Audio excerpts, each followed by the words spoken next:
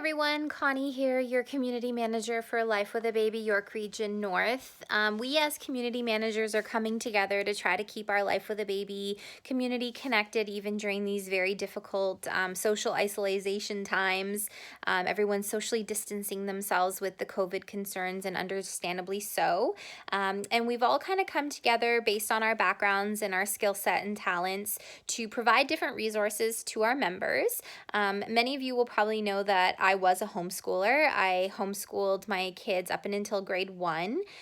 Jonathan, my eldest, started school full-time kind of halfway through his grade 1 year. And I also have 2 children with special needs. So given my background in homeschooling, and especially with special needs children, and just my general, I guess, interest in hobbies in education and program planning, I was asked to share a little bit of information and resources on getting started with homeschooling with your children, whether or not it's something that you plan to do long term, or if it's something that you're just going to sort of dabble in now that everyone's home with their kids for an extended period of time, and possibly even through the summer months. So to give you a little bit of background, it's completely legal in Canada to homeschool. So if you would like to do that, you are definitely in your full right to homeschool your children. In some countries, it is illegal.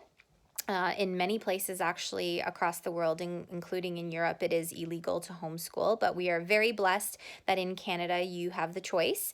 And a lot of people don't know this either, but actually school is not mandatory until grade 1. So kindergarten is actually completely optional. You don't have to even send your kids to kindergarten if you don't want to. So really school begins in grade 1, which is why I homeschooled preschool, kindergarten, and starting even into grade 1. And then after that, I enrolled my kids in school just by personal choice. But I absolutely loved my time homeschooling my kids. And if I could go back, and if it worked for my family, I totally would have continued it. But as my 2 little guys got older, and with 2 very active special needs boys, I found it very emotionally draining for me. All my free time went towards lesson planning, and it didn't end up working out for us, only because it just wasn't conducive to the lifestyle I wanted. But I absolutely advocate for it. And one of my kids would have been the perfect candidate to be homeschooled long term, and to this day asks if I can go back to homeschooling him. But the other one is, and both of them are actually thriving in a school environment. But my other child is definitely meant to be in school. There's no way I could have him home full time. But given everything that's going on right now with COVID, obviously I'm not going to just let them stay home and play iPad for the next 3 weeks and potentially all summer, pending, I guess, some more information. So we are homeschooling them at home. And what that essentially means at this point in the school year is I asked these teachers to send home all their school books. I picked them up actually early. I picked them up on the Friday morning, and I asked the teachers to send them home with all their school books. So right now, my one son's in grade 4, and I have his math textbook and notebook, as well as his language book. So all I'm doing is I'm literally picking up from where the teacher left off, and I asked the teacher where she left off, and we're just continuing to work our way through math. I know that a lot of parents get intimidated by the idea of homeschooling their kids because they think, especially with math, like, gosh, like, I don't know if I even know how to do the math. So I wanted to point you to some really awesome resources, and I'll post some links to this as well. But there's a mom who on Instagram just started a page that I find to be absolutely brilliant, and I think her name is something like Math Mama. I will post the link as well in the details, but she literally goes step by step through every common math question that our kids are learning, and also how the teachers are teaching our kids now, because I know the way that we were taught back in the day and what our kids are being taught now and how they're being taught might be different.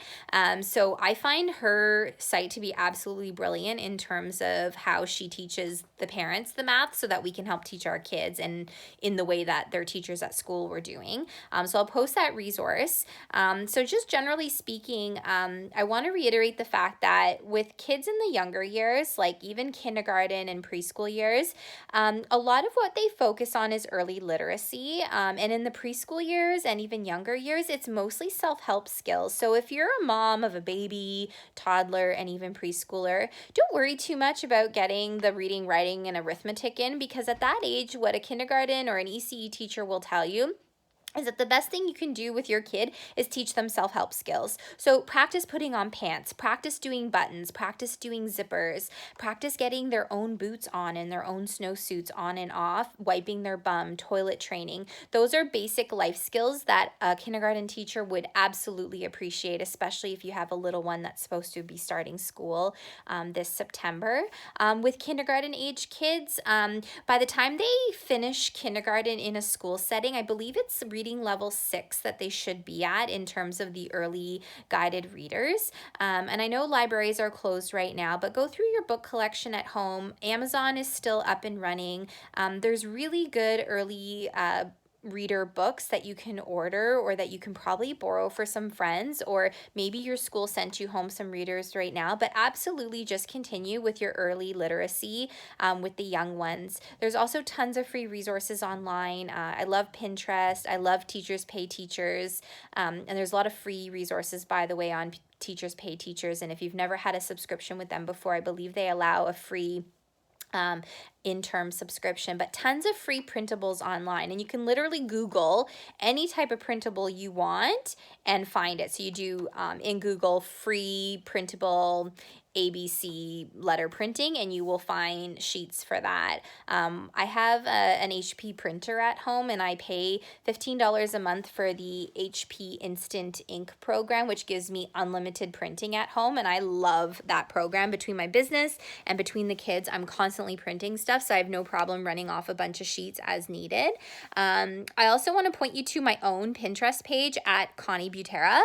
Feel free to follow me there. I literally have a pin board for any unit study you can think of that's relevant to toddler, preschooler, and even up until grade 4 years, because I was a homeschooler and I did, my homeschool approach was very much so unit study based approach. So if you want to teach your kids about pioneers, I have a board for that. If you want to do some sensory activities at home with your toddler or preschooler, or even some older kids, don't be surprised, they love those sensory activities.